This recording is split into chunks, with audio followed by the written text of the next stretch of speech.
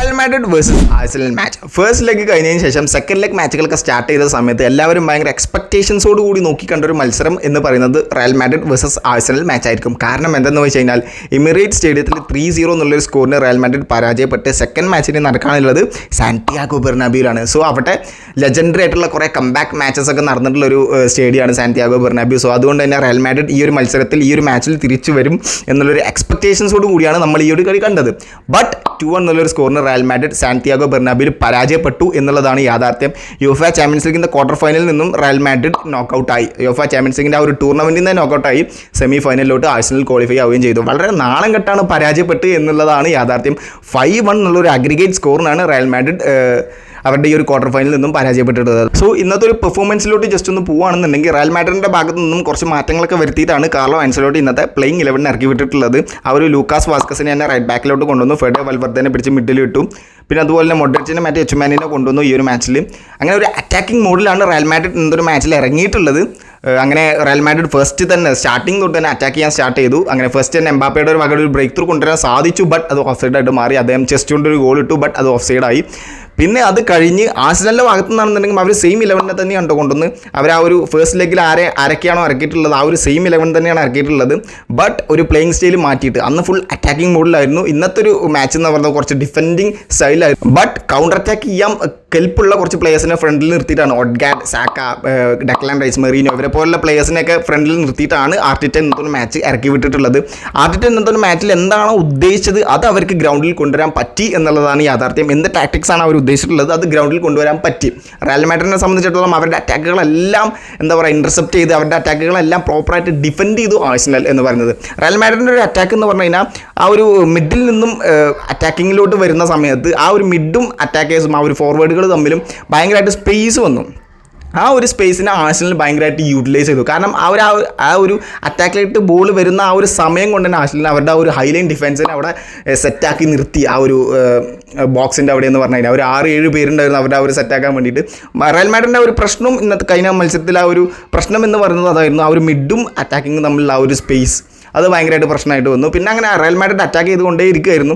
First ഹാഫിൽ അവർക്ക് ഒരു break through കൊണ്ടുവരാൻ പറ്റിയില്ല. അതാണ് അവരുടെ ഒരു ഭയങ്കര ഡിസഡ്വാൻറ്റേജ് എന്ന് പറയുന്നത്. ഫസ്റ്റ് ഹാഫിൽ അവർ 11 ഷോട്ട് എടുത്തു, ബട്ട് ഒന്നുപോലെ അവരുടെ ഓൺ ടാർഗറ്റ് ആയില്ല എന്നുള്ളതാണ് യാഥാർത്ഥ്യം.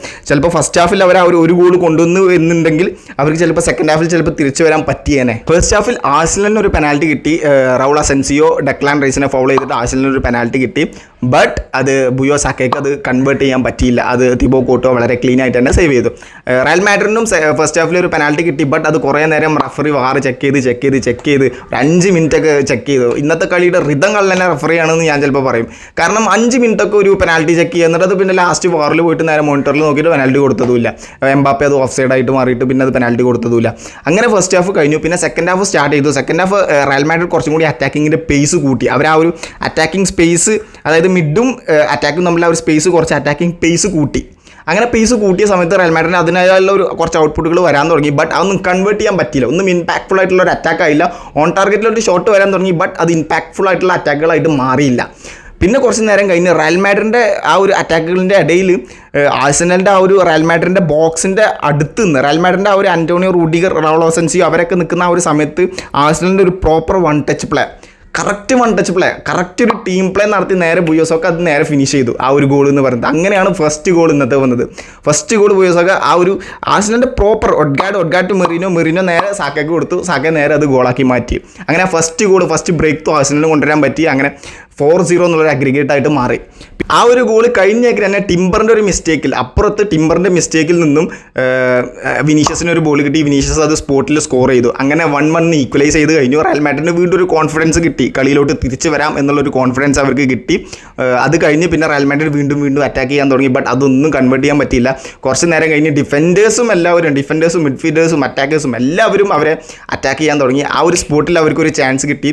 അവസാനം ഗബ്രിയേൽ മാർട്ടിനെല്ലിക്ക് ഒരു ചാൻസ് കിട്ടി. മെറീനോ നേരെ ഒരു ബോൾ ഗബ്രിയേൽ മാർട്ടിനെല്ലി ആ ഒരു പേസിൽ തന്നെ അറ്റാക്ക് ചെയ്ത് വന്ന് തിബോത്തി കോർട്ടോനെ മറികടന്ന് ഒരു ഗോൾ സ്കോർ ചെയ്തു. അങ്ങനെ 2-1 എന്നുള്ളൊരു സ്കോറിൽ ഗബ്രിയേൽ മാർട്ടിനെല്ലി ആ ഒരു ഗോളോടുകൂടി ഗെയിം സീൽ ചെയ്ത് മാറ്റി. റയൽ മാഡ്രിഡ് അങ്ങനെ ആ ഒരു ചാമ്പ്യൻസ് ലീഗിൽ നിന്നും നോക്കൗട്ട് ചെയ്ത് കളഞ്ഞു. സോ ഇങ്ങനെയാണ് ഇന്നത്തെ റയൽ മാഡ്രിഡിൻ്റെ പെർഫോമൻസ് പറഞ്ഞാൽ വളരെ നാണം കെട്ടിട്ടാണ് അവർ റയൽ മാഡ്രിഡ് ആഴ്സണലിനോട് തോറ്റിട്ടുള്ളത്. ഈ ഒരു മാച്ചിലെ മാൻ ഓഫ് ദി മാച്ച് എന്ന് പറയുന്നത് ഡെക്ലാൻ റൈസ് ആണ്.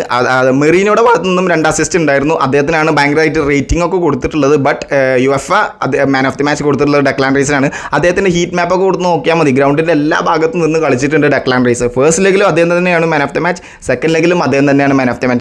ഇനി സെമി ഫൈനൽ ആഴ്സണലിനെ സംബന്ധിച്ചിടത്തോളം അവർക്ക് PSG ആണുള്ളത്. ആസ്റ്റൺ വില്ലയെ മറികടന്നിട്ടാണ് PSG സെമി ഫൈനലിലോട്ട് ക്വാളിഫൈ ചെയ്തിട്ടുള്ളത്.